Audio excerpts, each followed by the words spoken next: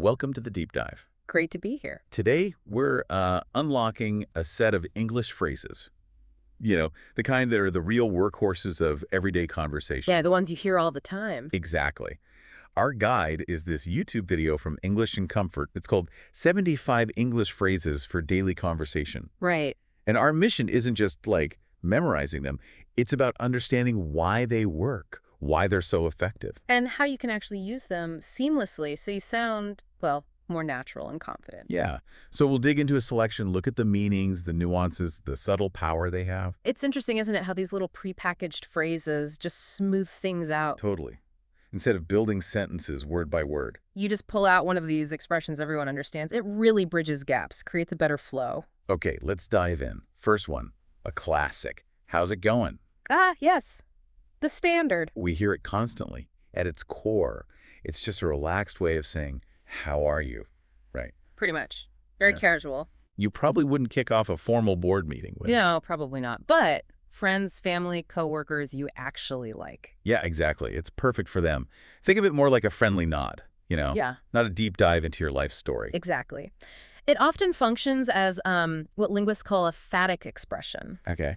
Its main job is social connection, not really exchanging detailed information. A quick, hey, how's it going, in the hallway. Acknowledges them, opens the door if you want to chat more, but doesn't demand it. Precisely. And the responses are just as quick, usually. The video mentioned things like, it's going well, thanks, or pretty good. Or the ever relatable, just a bit busy. Yeah. Depends on your day, doesn't it? Each one offers a slightly different level of, engagement. Right. It's going well. Positive, polite, keeps it moving. Pretty good. Similar vibe. But just a bit busy gives a little peek into your state, but doesn't necessarily invite a full investigation. Yeah, exactly. You manage the conversation level without even thinking about it. Okay, next phrase. I'm just chillin'. Ooh, I like this one. It paints a picture. It really does. Pure relaxation. Yeah. It means you're taking it easy, definitely not doing anything strenuous. Like lounging on the sofa, maybe watching a movie. Or reading a book, just enjoying some quiet time. What's interesting here, beyond just relaxing? Well, I think it reflects a bit of a cultural value, maybe, in our always-on world. Saying you're just chilling kind of pushes back against that constant pressure to be productive. That's a great point. It normalizes leisure time. Yeah, celebrates it even. It's a quick way to say, hey, I'm prioritizing rest right now. Makes total sense. So if someone texts you on a lazy Sunday afternoon, what are you up to? A simple, not much, just chilling at home feels completely natural, effortless. And it tells them your availability or lack thereof for anything demanding. Sets a boundary without a big explanation. Yeah. All right, moving on. Grab a bite. Ah, another essential. I use this one all the time. Hunger strikes, but time's short. It means a quick snack, maybe a light meal. Definitely not a fancy three-course dinner. No way. Think a quick work lunch break or needing something while you're running errands. What's the efficiency here? It's the implication of speed and informality, I think. Grab a bite just sounds quick. Yeah. It acknowledges that time pressure we often feel, a practical fix for hunger without the big commitment of a full meal. Totally. The video's example. Hey, want to grab a bite at the cafe downstairs? So Yeah. common at work, right? Absolutely. A natural way to suggest a quick lunch with a coworker when you're both busy. And it feels less committal than let's go get lunch. More flexible. Yeah, it depends on how much time you really have, what you're in the mood for. Okay, next. Call it a day.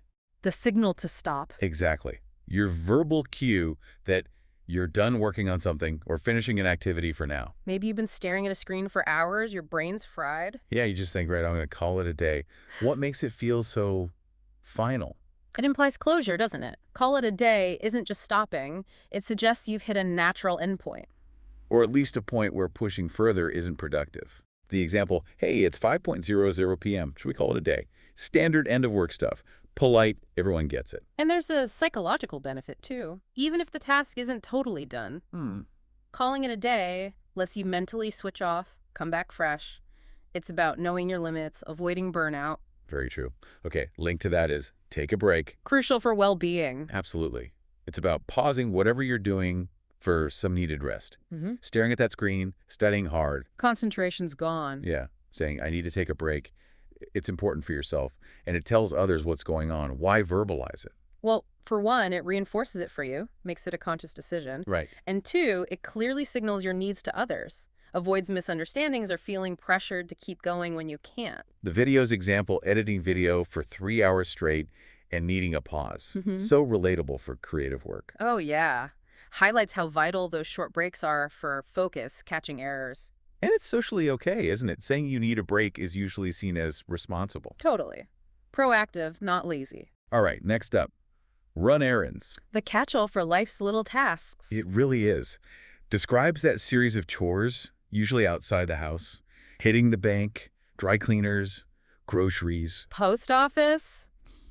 The list goes on. What's the convenience of bundling them all under run errands? It's just efficient communication. It summarizes all those often unrelated tasks. So you don't have to list every single stop. Exactly.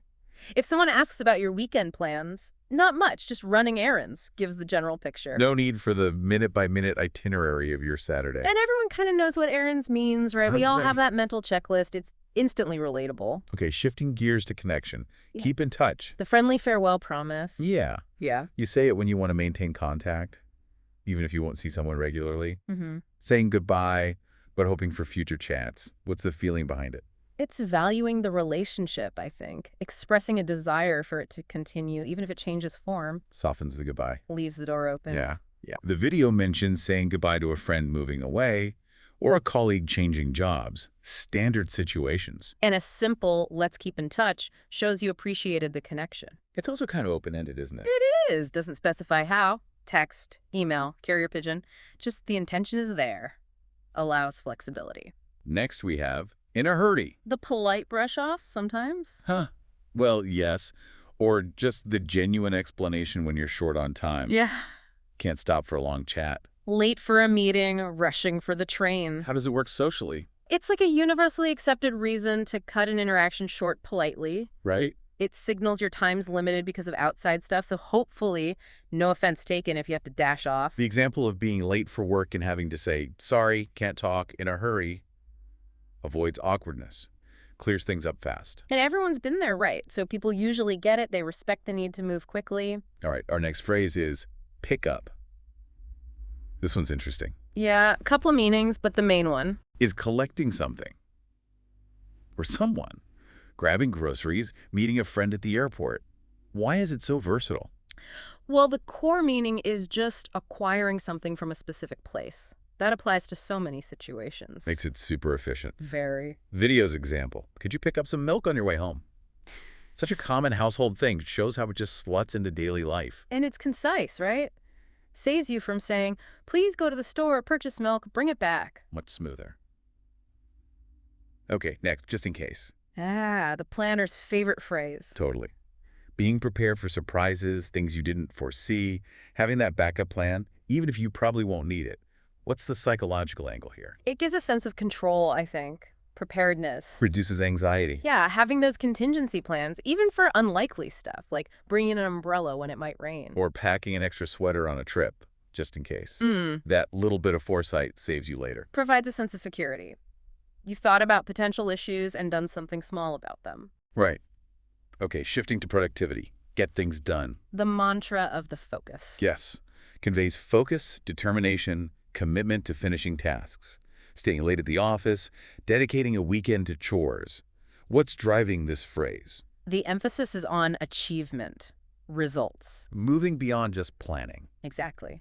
Actively working towards completion. Speaks to efficiency, accomplishment. The example of having a ton of errands and work to catch up on and needing to get things done, that captures the busy, productive vibe. A sense of purpose. Implies discipline too, maybe. Perseverance, willingness to put in the effort. Okay, let's tackle catch up. This one's got that cool double meaning. It does. Very useful. First, reconnecting with someone you haven't seen, hearing their news, what they've been up to, suggesting coffee with an old friend. What's the social need here? It's that fundamental need for connection, isn't it? Maintaining relationships over time, even without constant contact. Staying in the loop with people you care about, saying, Yeah. we haven't talked in ages, we should catch up soon. Such a common way to spark a reunion. Strengthens those bonds. And it implies you're genuinely interested in hearing about their life, the big events, the changes. Then there's the second meeting, getting back on track with something you've fallen behind on. Like work emails after being sick. Or missing episodes of your favorite show. What's the motivation there? It's about getting back to, like, equilibrium, right? Being up to date. Closing a gap, filling in missing pieces. Needing to catch up on emails after being sick. We've all felt that pain. Regaining control. Reducing the backlog. Often feels urgent, doesn't it? You need to quickly get back to where you should be. Totally. Next. Out of order. Pretty straightforward. Broken, not working, kaput. You see the sign on the vending machine or the office printer gives up the ghost. What's the value of such a direct phrase? No ambiguity. Out of order means this thing is unavailable, stops confusion, makes you look for another option. The video's example, the printer's out of order again. Classic office complaint. Saves time explaining the technical details. And signals it needs fixing. Sets the expectation. Don't try using this right now. Okay, describing a modern lifestyle.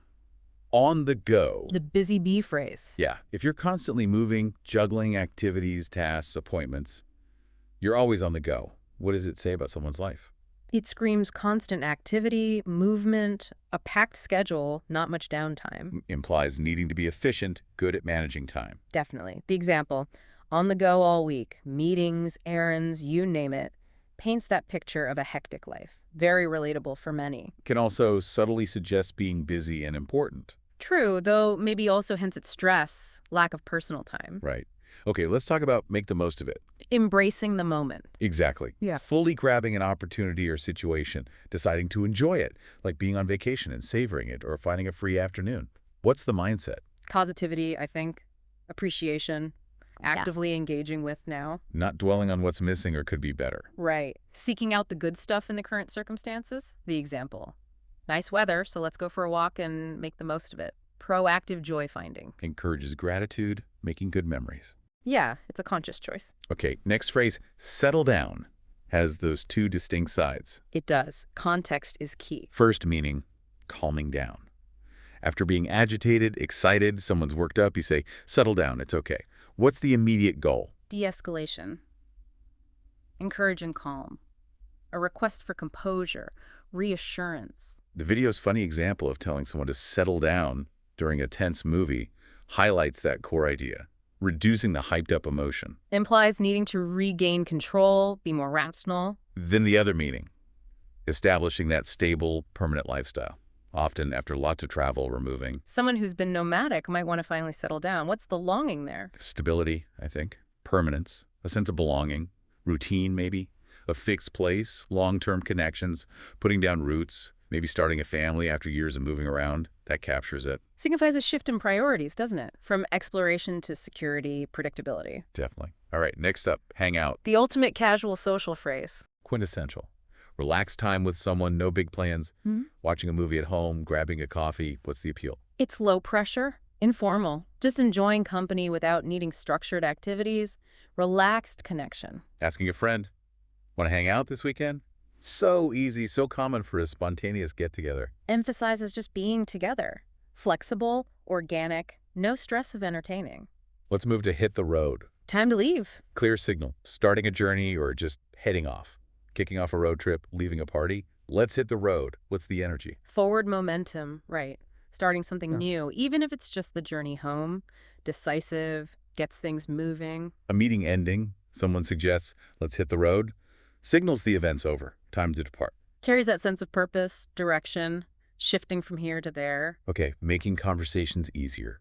Break the ice. For those potentially awkward moments. Exactly. Easing tension, starting a chat, networking events, meeting new people where everyone's a bit shy. How do you actually do it effectively? Find common ground, usually. Ask open-ended questions. Light topics about the situation, shared experiences. Make it comfortable. The video suggests asking about someone's job at a conference. Generally safe, relevant, can lead somewhere. Good entry point for follow-up questions. Finding shared interests. Okay, getting things started. Get the ball rolling. Initiating action. Yeah, starting a project, a discussion, any activity, making sure it begins and keeps moving. What's the key to it? Taking that first step, I think. Yeah. Creating momentum. Outline the actions. Assign roles. Just start talking to get ideas flowing. The example of finally deciding to record this deep dive after talking about it. Let's get the ball rolling. Very meta. Huh. Indeed. It's that shift from planning to doing. Ideas to action. Progress. Now, a super casual greeting. What's up? You hear this everywhere with younger crowds, maybe? Yeah, very informal. asking what's happening, how someone is, best for friends, people you're relaxed with, what kind of response is expected. Usually pretty brief, informal, not much. Nothing much, maybe just what's up. Back? More a friendly noise than a real question needing detail. Totally. The video's example, walking into a cafe, seeing someone know, hey, what's up? Quick, friendly, low demand. And the typical short replies confirm that laid-back vibe. Easygoing interaction. Next. Long time no see. The phrase for surprise reunions. Your go-to when you bump into someone you haven't seen for ages. Simple, warm, acknowledges the time gap. What's the emotion it carries? Usually surprise, pleasure, maybe a bit of nostalgia, recognizing that past connection. Running into an old friend at the supermarket, a former colleague after years. Classic moments for it. Bridges that time gap instantly. And often kicks off a quick, so what have you been up to? A mini catch-up. All right, expressing tiredness. I'm beat. Short, punchy, effective. Tell someone you're completely exhausted. After a tough workday, a long day of activities. Why is it so impactful? It's direct. The imagery is strong, worn out, physically or mentally. Concise, everyone gets it. Extreme fatigue. Feeling beat after a hard workout relatable. Clearly signals you need rest. Can also be a polite way to decline doing more stuff, explain low energy. Okay, changing perspective on difficulty. It's a piece of cake. Meaning surprisingly easy. Yeah, if you sailed through something, found it simpler than expected. Oh, that test, piece of cake? What's the effect of using this idiom? Downplays the difficulty. Often with a bit of satisfaction or relief, uses that nice image, yummy cake. Easy to eat to describe ease. A presentation feeling like a piece of cake after prepping well shows accomplishment without sounding like you're bragging too much. Conveys confidence, too. The task was simple, relatively speaking. Next up, let's call it a night. The evening version of call it a day. Pretty much. Specifically signals the end of evening stuff. Usually means time for bed or just winding down. Typical context. Evening activities ending. Shared sense that people are tired, ready to rest, and the socializing. Fatigue's often involved. It being late, suggesting let's call it a night instead of one more episode or drink. Yeah. Relatable end to an evening. Polite way to propose stopping. Respects the need for sleep. Now, for when punctuality fails. I'm running late. The essential phrase for the tardy. Very practical. Tell someone you're behind schedule. Hit unexpected traffic, maybe. Social expectation when you use it. Usually give a brief reason if you can, maybe an ETA. Shows consideration for their time. Minimizes inconvenience. Texting. Sorry, running late. Be there in 10. Common courtesy. Provides info. Shows you're aware and trying to keep them updated. Our next phrase asks for a pause. Hold on a second. Polite way to say, wait a moment. Yeah. Need to grab something quickly, need a sec to think. Key to using it well. Keep it brief. Acknowledge their patience. Maybe a quick, thanks for waiting afterwards. Good manners. Needing to hold on a second to check something before answering happens all the time in conversation. Lets you manage the flow without being abrupt or leaving them hanging. Okay, for those memory lapses. It slipped my mind. The softer way to say, I forgot. Exactly. More apologetic, especially if you feel bad about forgetting. What's the nuance? Suggests it wasn't intentional. Not carelessness, just a temporary brain glitch. Softens the admission. Forgetting to send that email. Oh no, it completely slipped my mind. Sounds better than just, I forgot, right? Yeah, conveys regret, implies you didn't deliberately ignore it. Okay, showing you're ready to listen. I'm all ears. Enthusiastic listening mode. Engaged. Yeah. I'm listening attentively. Yeah. Friend says, got something important to tell you. Response. Okay, I'm all ears. What does this non-literal phrase signal? High attention level, genuine interest. The image of being all ears means full focus, ready to listen without interrupting. Responding to a colleague's new idea with, tell me more, I'm all ears, shows enthusiasm, encourages them. Creates a welcoming, supportive vibe for the speaker. Moving to generosity. It's on me. They offer to pay. What you say when you want to treat someone. Drinks, meal, coffee. Social dynamic. It's an offer of generosity, hospitality. Treating someone, showing appreciation, often creates a nice reciprocal feeling. Saying, don't worry about it, it's on me. For a friend's coffee, common way to show goodwill. Takes the payment obligation off them. Can strengthen the friendship. Okay, keeping options open. Let's play it by ear. The flexible approach. No firm plans. Means you'll see how things go. Decide later. Unsure about your schedule, maybe weather affects plans. Advantage. Adaptability. Avoids disappointment if plans have to change. Allows for spontaneity, making decisions based on the actual situation at the time. Not sure when you'll finish work, so suggesting play it by ear for meeting up later practical flexibility. Manages expectations, acknowledges uncertainty, fluid decision-making. Now, feeling a bit off. I'm feeling under the weather. Polite way to say you're not well. Yeah, slightly vague, not 100%. Explains why you're not at your peak. Benefit of this milder phrase. You communicate you're unwell without needing to list symptoms. Polite, understood way to explain low energy or mild sickness. Feeling under the weather and deciding to take it easy, common reason for using this gentle phrasing. Often gets sympathy without needing a medical report. Bedtime approaching. Let's hit the hay. Casual, slightly old-fashioned for go to sleep. What's the tone? Informal. Ah. Often suggests tiredness, readiness for bed. The image of hitting the hay, rustic, comfy rest. Long day, let's hit the hay. Captures that casual, sleepy vibe perfectly. Lighthearted way to suggest ending the day. Minimizing importance. It's not a big deal. The reassurance phrase, don't worry. Yeah, it's not important. Comfort someone who made a small mistake. Impact. Alleviates worry, downplays seriousness, creates a relaxed, forgiving vibe, stops someone feeling too guilty over something minor. Someone apologizes for a tiny error, you say it's not a big deal, really. Kind. Reassuring. Maintains good relations, shows understanding, lack of fuss over small things. Now, playful deception. I'm just pulling your leg. Meaning, I'm kidding, teasing you. Use it after saying something wild or unbelievable to show you weren't serious. Intended outcome. Amusement, usually, reveals the statement wasn't serious, adds a lighthearted, playful touch. Saying something outrageous then, relax, I'm just pulling your leg. Classic use. Often gets a laugh. Friendly banter avoids misunderstanding from the first statement. Getting focused. Let's get down to business. Time to stop chatting, start working seriously. Purpose of saying this. Clearly signals a shift. From social chat to productive work. Sets the expectation. Serious, goal-oriented mode now. Good chat, but now let's get down to business and look at these reports. Directs the meeting effectively. Establishes that boundary. Informal talk over, task begins. Shared circumstances. I'm in the same boat. Empathy phrase. Facing the same challenge. Means you're dealing with the same difficult situation as someone else. Expresses solidarity. Value of finding this common ground. Creates connection, shared understanding. Knowing someone else gets it provides comfort, lessens isolation. Colleagues stressed about a deadline. You say, I know I'm in the same boat. This project is intense. Shows you understand their pressure. Feel it too. Can foster teamwork, mutual support when things are tough. Delegating decisions. It's up to you. Leaving the choice to the other person. What does it convey about your preference? Flexibility, willingness to accept their decision. Suggests either no strong preference or you trust their judgment. Asked about dinner plans? It's up to you. I'm happy with anything. Shows you're easygoing. Empowers them to choose, can speed things up. Overwhelmingly busy. I'm swamped. Stronger than just busy, overloaded? Yeah, way too much to do. Feeling buried. Typical reaction when someone says this. Understanding, often sympathy. Signals they're probably unavailable for more tasks or commitments.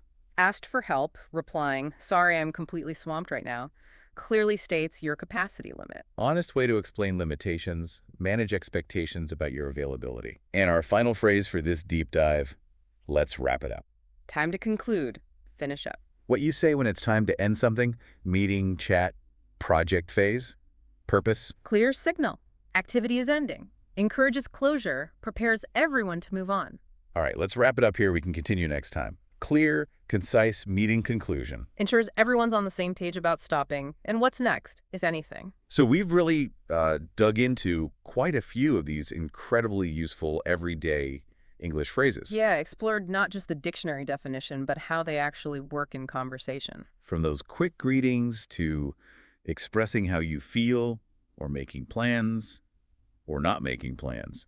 These are fundamental tools. Absolutely. They really are key to sounding more natural, more confident when you speak. What's been cool is seeing these social, even cultural stuff packed into these simple phrases. Right. It's communication beyond just the literal words. Fascinating. Exactly. So as you go about your day, maybe pay a bit more attention. Listen to how people use these. Which ones pop out at you? Which ones could you maybe try using? Yeah. Sometimes just making these small shifts in language makes a surprisingly big difference in connecting with people. Definitely. We'd encourage you not just to remember them, but actively, play with them, experiment. And it makes you think, doesn't it? Beyond these 40, what other common phrases out there are intriguing or maybe even a bit confusing sometimes? Yeah. Always more to explore. That's something to mull over.